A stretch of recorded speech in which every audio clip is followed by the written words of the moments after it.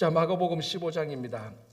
이제 오늘이 이제 성금요일입니다. 이제 정확한 오늘 날짜는 아니지만 어쨌거나 절기상으로 성금요일 날 예수님께서 이제 돌아가시는 1년 중에서 가장 이제 거룩한 날이라고도 볼 수 있는 바로 오늘 성금요일입니다. 자, 마가복음 15장을 보면 이제 예수님께서 이제 사내들인 공회에서 빌라도에게 넘겨졌고, 빌라도가 어쩔 수 없이 예수님을 십자가에 못 박도록 내어주고 십자가에 못 박히는 십자가에서 돌아가시는 그 내용들이 기록된 것이 바로 이제 마가복음 15장입니다.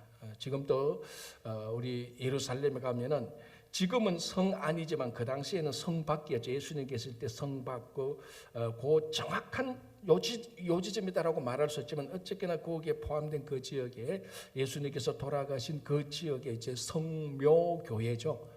예수님 돌아가신 거룩한 무덤 교회라고 이제 있는데, 그게 성지순례 가면 가장 사람들이 많이 줄 서서 꼭 그것을 한번 터치해 보고는, 아니면 또 그 앞에서 기도해 보고는 바로 그 장소인데, 바로 그 장소가 그 장소에서 일어났던 그것을 기록해 놨던 이제 그 내용이 오늘 마가복음 15장에 있는 겁니다.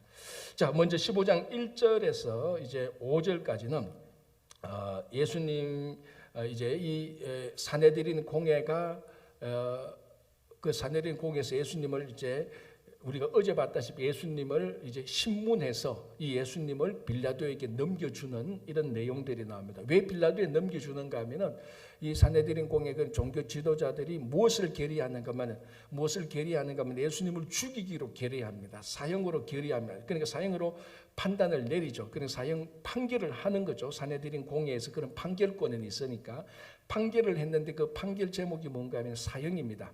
근데 사형을 의결할 수는 있지만 이 당시에는 이제 그런 집행할 수 있는 권한은 로마 제국의 통치를 받으니까 로마 제국으로 넘겨야 로마 제국에서 사형을 집행할 수가 있습니다.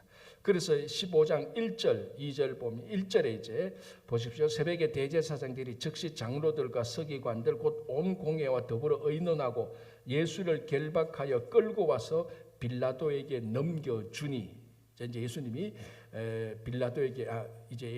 빌라도에게 넘겨지게 되는 겁니다. 사내들인 공회에서. 근데 이게 이제 이게 중요한 것은 신앙의 영역, 종교적인 영역에서 정치 영역으로 넘어오는 겁니다. 우리말로 하면은 교회 안에 있던 문제들이 사회법정으로 가게 되는 겁니다. 참 사도 바울의 편지를 보면 바울이 그러지 않습니까? 너희들은 교회 안의 문제를 사회법정으로 가지고 가지 마라. 왜냐하면 바울이 볼 때는 교회의 권위가 최고의 권위인데, 이게 최고의 권위인데 최고의 권위를 스스로 포기하고 세상에 그 권위를 넘겨주는 그런 일들을 하지 말라는 겁니다. 지금 사내들인 공회가 예수님을 죽이려고 자기들이 하나님으로부터 받은 그 어떤 신앙의 권위, 이런 것들을 스스로 포기하고 예수님 한 사람을 죽이려고 빌라도에게 넘겨줘 버리는 그런 어리석은, 어떻게 보면 신앙의 관점에서 보면 자기 스스로가 신앙을 내리게 하는 그런 일들을 보게 되는 겁니다. 그래서 빌라도에게 넘겨줍니다.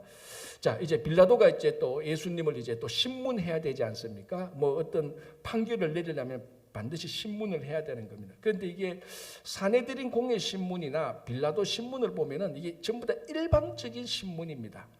일방적으로 신문하고, 우리가 요즘 말하면은 한 어떤 피해자가 있으면은 검사나 변호사 이런 쪽에서 이렇게 균형 잡히게 하는 것이 아니고 일방적으로 신문을 해서 예수님을 이제 십자가에 못 박게 하는 그런 과정들이 나타납니다. 자, 2절.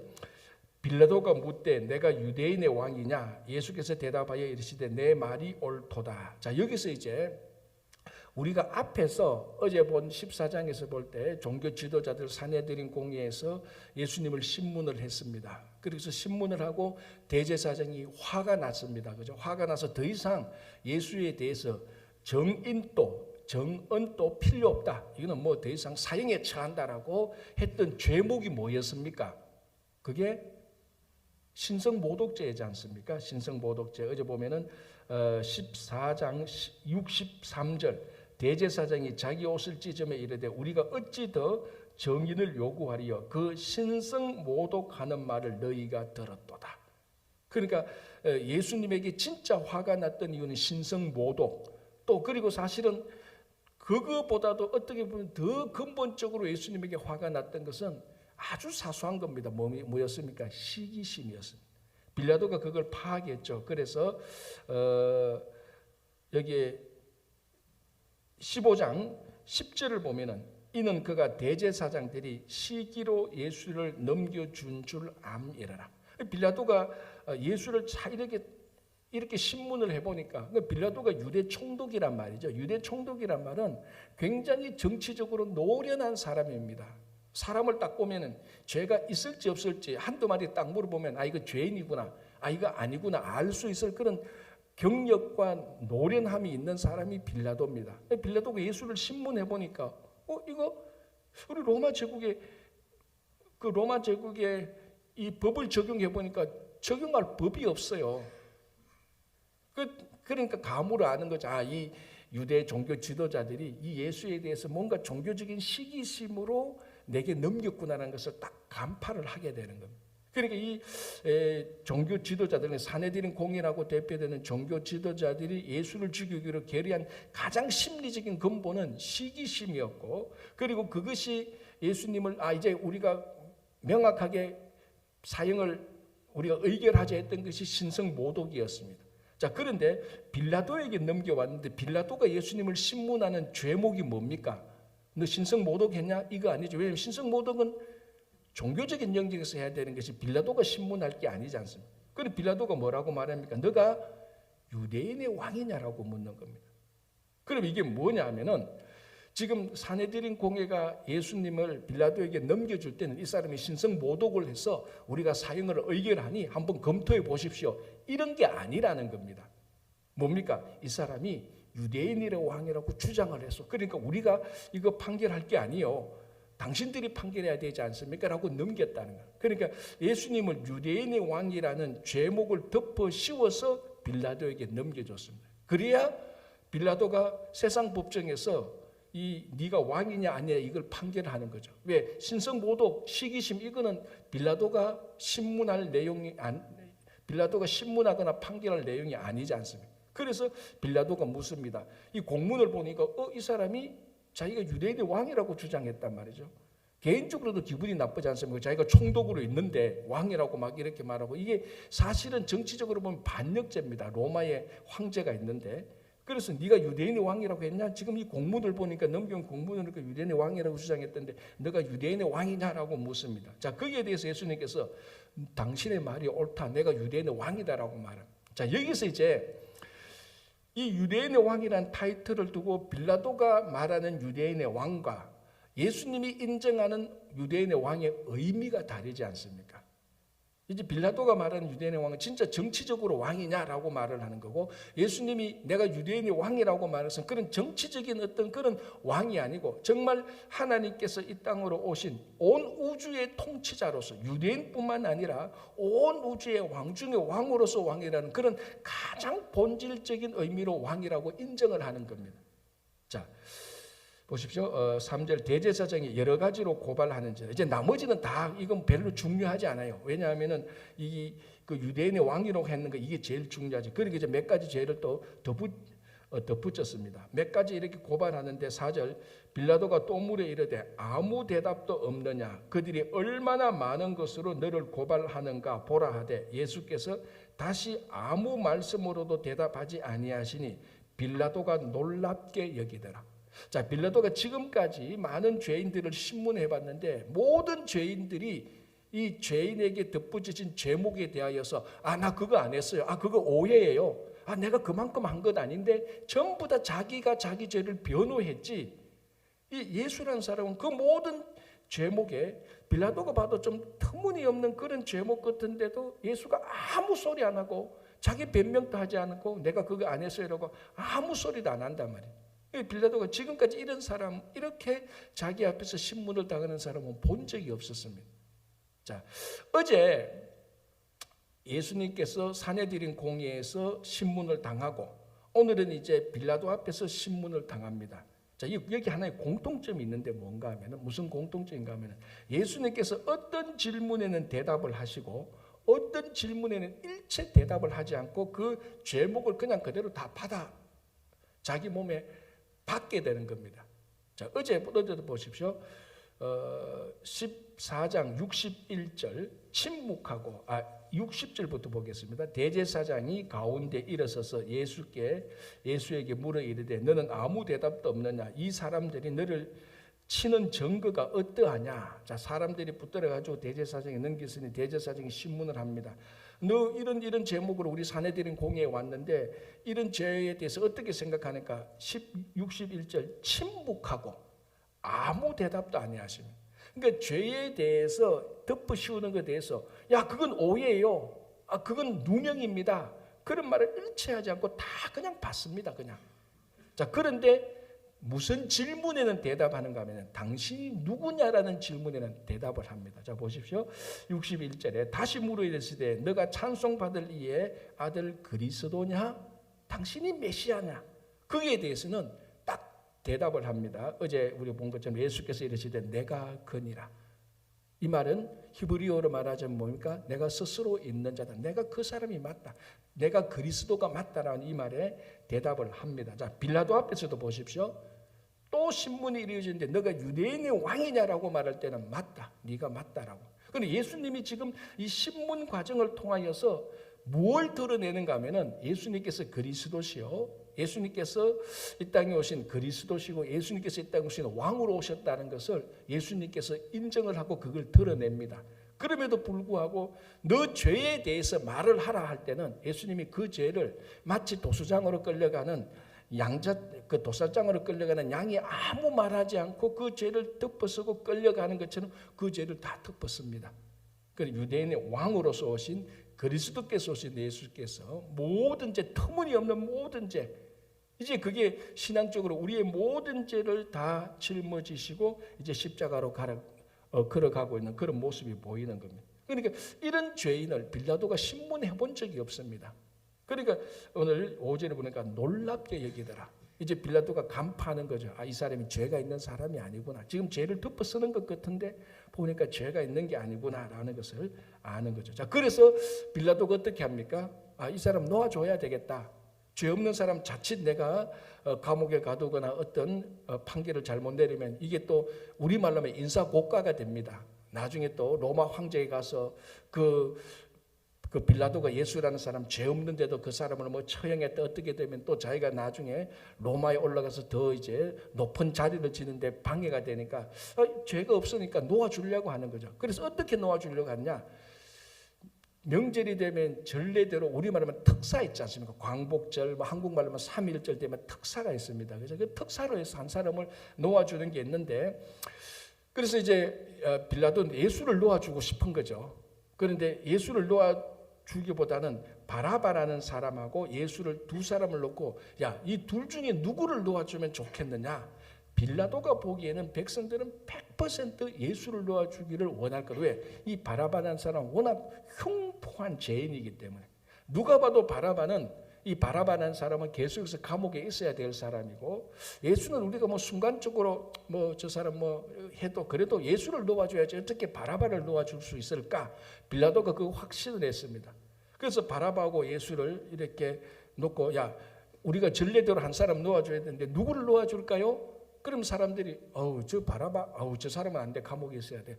예수를 놓아주시오. 그걸 기대하고 확신하고 두 사람을 내어놓는데 자 한번 보십시오. 11절 그러나 대제사장들이 무리를 충동하여 우리가 잘 아는 말로 하면 선동하여 자 이게 지금 그 당시 대제사장 최고 종교 지도자들이 하는 일입니다. 자 이런 일은 아주 강교한 모사꾼인 정치꾼들이 하는 일들입니다. 이거는. 그런데 그거를 가장 순수해야 될 대제사장들이 이런 일을 하고 있는 겁니다. 이 대제사장이 가장 뭐라 그러면 가장 교묘한 가장 강교한 정치꾼의 일을 그대로 하고 있는 거예요. 자 앞에서도 죄를 조작했지 않습니까? 예수가 유대인의 왕이라고 말한 적은 없습니다. 그래서 유대인의 왕 정치적인 죄로 조작을 해서 빌라도에게 넘기고 빌라도가 그걸 보고 죄 없는 예수를 놓아주려고 하니까 대제사장들, 종교 지도자들이 백성을 선동하고 조작하고 선동하고 가장 대표적인 사탄이 어떤 선한 세력을 무너뜨릴 때 사용하는 전략 아닙니까? 없는 죄를 만들어 가지고 또 그것이 진실인 것처럼 선동해서 그대로 나타나는 패턴입니다. 그래서 10절을 보시기 바랍니다. 이는 그가 대제사장의 시기로 예수를 넘겨준 줄 암이르라. 그러나 대제사장들이 무리를 충동하여 도리어 바라바를 놓아달라 하게 하니 빌라도가 또 대답하여 이르되 그러면 너희가 유대인의 왕이라 하는 일을 내가 어떻게 하라. 그걸 바라바를 놓아주면 너희들이 말하는 유대인의 왕, 이 사람 어떻게 하냐. 이제 나오는 게 십자가에 못 박게 하소서. 십자가에 못 박게 하소서. 자, 14절 빌라도가 이르되 어찌 미냐. 제일 놀란 사람이 누굽니까? 빌라도입니다. 이런 일은 당해본 적이 없습니다. 어찌 미냐. 이런 죄인을 본 적도 없고 죄가 없는데 사람들의 죄를 덮어서는 이런 죄인을 본 적도 없고 이런 죄 없는 사람을 목숨 걸고 조작하고 선동해서 죽이려고 하는 종교 지도자들을 본 적도 없고 바라바와 예수를 놓아줬는데 가장 흉악한 바라바를 놓아주고 예수를 죽이려고 하는 이런 경험도 해본 적이 없고 이 노련한 빌라도가 많은 판결을 해봤는데 이런 일은 처음입니다. 본인이 놀라는 거죠. 어찌미냐. 무슨 악한 일을 했냐. 아무리 봐도 악한 일을 한 적이 없고. 자, 이 말을 통해서 계속해서 지금 반복되는 게 뭐냐면은 이 빌라도조차도 예수를 봤을 때 아무 죄가 없다는 확신을 가졌습니다. 자, 그러나 보십시오. 14절에 빌라도가 이르되 어찌미냐 무슨 악한 일을 하였냐니 더욱 소리 지르되 십자가에 못 박게 하소서 하는지라. 15절 빌라도가 무리에게 만족을 주고자 하여. 여기 이제 빌라도의 결정적인 실수죠. 인간적으로 세상적으로 보면 이해가 됩니다. 이 사람도 출세하고 성공해야 되니까 그리고 그 종교 지도자들 백성들을 만족시켜야 나중에 또 로마 황제로부터 이 사람이 우리를 정치 잘합니다. 그런 또 여론이 올라가니까 이 빌라도가 자기도 이제 살아야 되니까 자기가 봐서 명확하게 죄 없는 예수를 백성들한테 사람들한테 만족을 주고자 하자. 그 사람들한테 만족을 줘서 자기도 살고자 하여서 바라바는 놓아주고 예수는 채찍질하고 십자가에 못 박히게 넘겨주는. 자, 이게 이제 산헤드린 공회와 빌라도 그 재판장에서 실제적인 일어났던 과정들을 통하여서 예수님께서 십자가로 계속해서 근접하는 그런 일들을 보게 되는 겁니다. 자, 여기서 우리 두 심판 과정을 보면서 산헤드린 공회와 빌라도 재판장을 보면서 우리를 포함한 나 자신을 포함한 명백한 어떤 강교함, 간사함 이런 것들이 확실하게 드러나는 겁니다. 이 종교 지도자들이 조작하고 선동하는 것, 거기에 휘둘려 가지고 죄 없는 예수를 결국 십자가에 넘겨주는 이런 정치가들. 그렇게 하여서 예수님께서 이제 십자가로 가게 되는데 그러나 그보다 더 가장 근본적인 건 뭡니까? 결국 그 모든 죄를 지금 이런 과정에서 그들의 죄를 자기 예수님에게 주어진 그 죄를 감당하는 것을 뛰어넘어서 우리의 모든 죄를 아까 유대인의 왕이라고 할 때 그런 로마나 유대인 그런 인간적인 왕이 아니고 온 우주의 왕으로서 우리 죄를 대신 지시고 십자가로 가는 이런 장면들을 보여주고 있습니다. 우리가 이 내용들을 모르는 건 아니죠. 그러나 이 고난 주간에 오늘 성금요일 날 더 깊이 생각하면서 이 모든 일에 이 산헤드린 공회나 빌라도의 이런 재판정 이런 일에 우리들의 죄가 깊이 관여되어 있다는 것. 그것을 우리가 이제 보면서 우리 자신을 생각하고 회개하고 이제 그 고난에 동참하는 이제 오늘 하루가 되어야 되는 겁니다. 자, 그러니까 이제 16절부터 예수님을 이제 십자가에 못 박도록 내어주니까 그걸 인계받은 로마 군인들, 이제 집행해야 되는 로마 군인들이 예수를 이제 유대인의 왕으로 막 희롱을 합니다. 희롱을 하고 조롱하고. 자, 17절 18절. 예수에게 자색 옷을 입히고 가시관을 엮어 씌우고 경례하여 이르되 유대인의 왕이여 평안할지어다. 그러니까 완전히 조롱하고 모욕하는 거죠. 자, 여기서 중요한 게 하나 나타납니다. 자, 빌라도가 예수에게 재판할 때 뭐라고 묻습니까? 너가 유대인의 왕이냐라고 묻습니다. 자, 그리고 로마 군인들이 조롱을 하고 모욕을 하지만 로마 군인들, 이방인의 군인들의 입술을 통하여서 예수에게 뭐라고 선포됩니까? 놀리는 말이지만 유대인의 왕이여라고 말하는, 놀리는 말이지만 그러니까 이 군인들은 놀리는 말로 유대인의 왕이라고 했지만 어쨌거나 그네들의 입술을 통하여서 나오는 말 자체는 유대인의 왕입니다. 이 말 자체는 전혀 틀린 말이 아니죠. 예수님은 유대인의 왕으로 오신 것이죠. 유대인의 왕뿐만 아니라 온 우주의 왕으로 오신 겁니다. 그러니까 이 마가복음 15장만 해도 이 유대인의 왕이라는 말이 6번이나 계속해서 반복됩니다. 빌라도의 입을 통해서도 반복되고 로마 군인들을 통해서도 반복되고 죄패 십자가에 있는 예수님의 제목을 통해서도 반복되죠. 자, 26절 보시기 바랍니다. 그 위에 있는 죄패에 유대인의 왕이라 썼고, 어쨌거나 계속해서 예수를 향하여서 이 사람이 유대인의 왕이라는 그 호칭이 계속해서 주어지는 겁니다. 지금 마가복음을 통하여서 우리들에게 이 고난주간, 예수님께서 십자가에 달린 이 고난주간, 오늘 마가복음 15장을 통해서 6번이나 이 사람은 유대인의 왕이라고 계속해서 우리들에게 메시지를 주고 있는 것입니다. 자, 21절, 마침 알렉산더와 루포의 아버지인 구레네 사람 시몬이 시골로부터 와서 지나가는데 그들이 그를 억지로 같이 가게 하여 예수의 십자가를 지고, 우리가 잘 아는 사건 아닙니까? 그래서 이 구레네 시몬 그러면 억지로 십자가를 지고 간 사람 이렇게 되어 있는데, 이 마가는 이 구레네 사람 시몬 앞에 뭐라고 말합니까? 알렉산더와 루포의 아버지라고 말합니다. 이 시몬에 대해서 알렉산더와 루포의 아버지라고 말하는 이런 상황을 볼 때, 이 마가복음을 쓸 때 이 구레네 시몬이 누구냐, 알렉산더 루포의 아버지라는 것을 사람들이 알고 있는 것을 정황으로 삼고 있는 겁니다. 그리고 실제로 로마서 16장을 보면은 사도 바울이 로마 교회 교인들한테 안부를 전할 때 루포와 그의 어머니에게도 너희들이 인사하라. 그의 어머니는 나의 어머니라고 말합니다. 대부분의 주석가들이 바로 거기에 있는 그의 어머니, 이 사람이 이 시몬의 아내, 이 사람이 이 여자가 루포의 어머니, 그러니까 시몬은 루포의 아버지. 그러니까 초대교회 공동체, 예수님께서 돌아가시고 난 다음에 이제 바울이 사역하고 베드로가 사역하고 갈 때 이 구레네 시몬이라는 사람은 모르는 사람이 없습니다. 다 아는 사람입니다. 그의 두 아들은 알렉산더와 루포고 그의 아내가 있었는데 예수님께서 사역할 때 동역자처럼 그를 도왔던 사람이에요. 자, 이 사건이 이제 이 구레네 사람 시몬이라는 사람이 본격적으로 복음 사역에 뛰어들게 되는 결정적인 이유가 오늘 이 본문에 나타나는 겁니다. 십자가를 지게 된 것이죠. 그러나 억지로 십자가를 졌다는 겁니다. 그래서 이것을 통해서 우리가 늘 생각하는 건 뭡니까?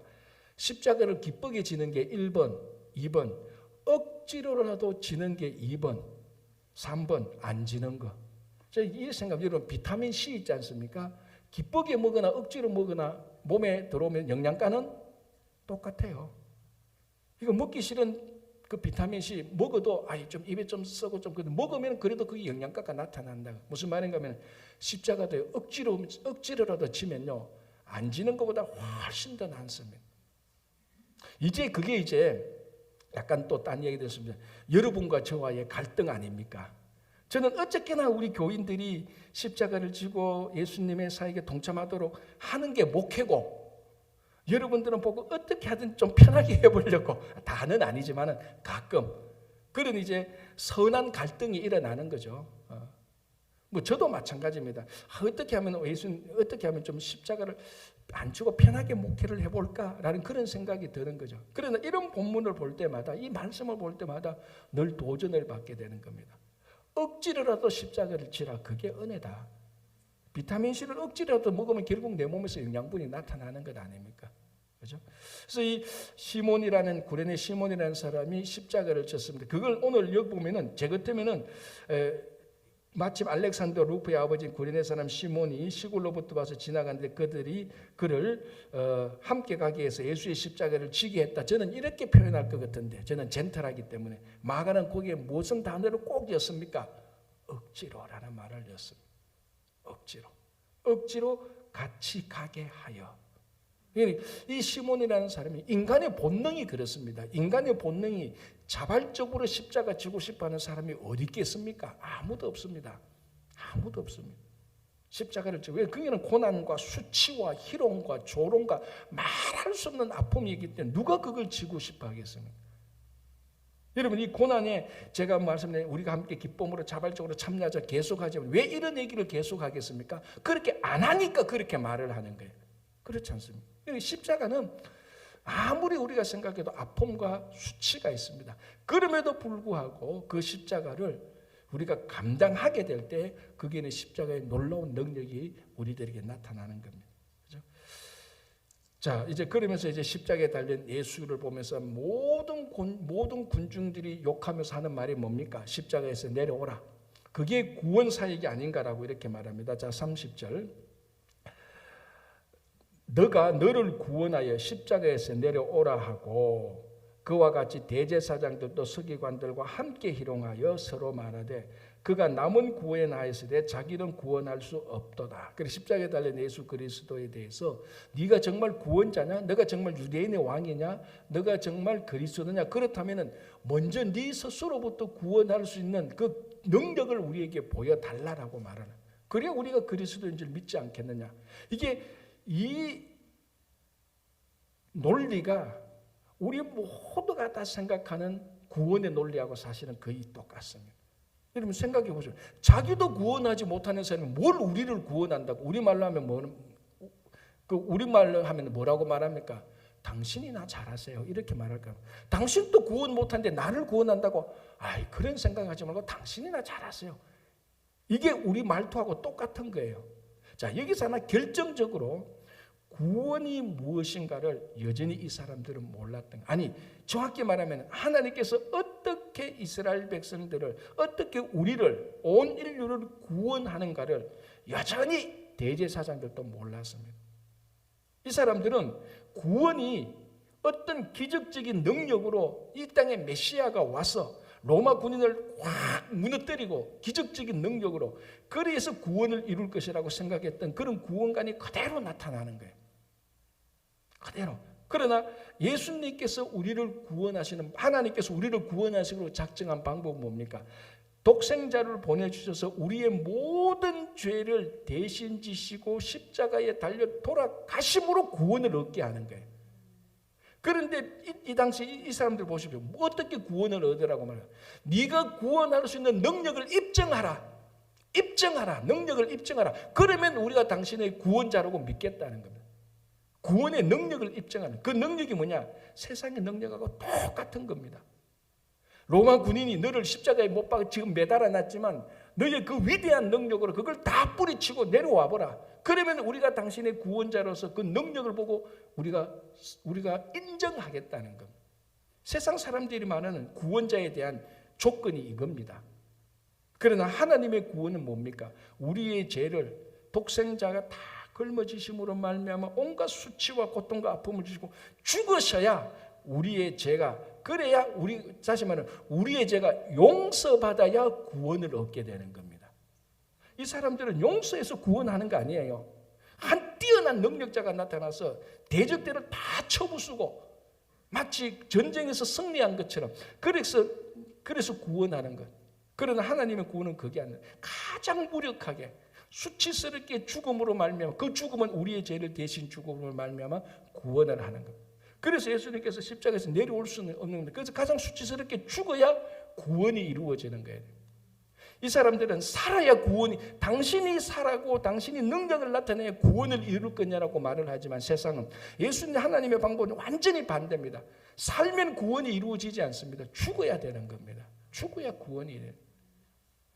여러분, 우리 십자가의 논리, 십자가의 능력이 그거 아닙니까? 우리가 신앙생활 할 때 가장 중요한 게 뭡니까? 다 한 명 한 명 다 살아있다고 자기 주장하면 그 공동체는 굉장히 어려워지지 않습니까? 그래서 우리가 다 한 사람 한 사람이 십자가를 지고 우리가 그 십자가에서 죽을 때 그 공동체가 다시 살아나는 겁니다. 우리도 다시 그 죽어야 부활을 하지요. 아무도 안 죽고 부활을 하려고 하니 부활이 이루어지지 않습니다. 죽어야 부활이 되는 거예요. 그래서 예수님께서 보십시오. 이제 37절 예수께서 큰 소리를 지르시고 숨지시니라. 세상 말로 하면 끝. 그런데 이게 끝이냐? 이제 안식일로 그 다음날 주일, 우리가 지금 말하는 주일날 아침에 모든 끝났다고 생각하는 것이 다시 부활의 영광으로 나타나는 겁니다. 우리는 거기에 대한 확신이 있기 때문에 고난주간 또 감당할 수 있는 겁니다. 그래서 오늘 또 우리가 이 말씀 고난주간에 일어나는 이 예수님의 죽으심을 생각하면서 우리가 다시 그 예수님의 십자가의 고난에 우리가 동참하는 오늘 하루가 되시기를 바랍니다. 오늘 저녁 성금요일 날 8시에 있습니다. 성금요일 특별예배 여러분들 다 참석하셔서 다시 한번 성금요일 예수님께서 실제로 돌아가시는 그 죽음에 이제 동참하는 여러분 되시기 바랍니다. 기도하겠습니다. 하나님 아버지, 오늘 성금요일 날 이른 아침 주님께 나와 마가복음 15장 말씀을 생각하면서 이제 예수님께서 십자가에 달려 돌아가시는 것을 보게 됩니다. 아버지 하나님, 우리의 죄와 정욕과 욕심을 십자가에 다 못 박을 수 있도록 인도하여 주시옵소서. 아버지, 죽어야 부활을 하고 우리 죄가 용서받아야 구원을 얻는다는 것을 우리가 다시 한번 고백하며 하나님의 사랑을, 그리고 그 사랑을 입증했던 십자가의 고난과 그 죽음을 늘 기억하며 우리의 삶이 주님을 닮는 삶이 되게 하여 주시옵소서. 어린 자녀로부터 어른에 이르기까지 가정과 일터와 교회와 모든 주님의 사랑하는 자들을 오늘도 지켜주실 것을 믿으며 또 특별히 아버지 병중에 연약한 가운데 있는 모든 성도들을 십자가의 능력으로 회복시켜 주실 것을 믿으며 예수님의 이름으로 기도하옵나이다. 아멘.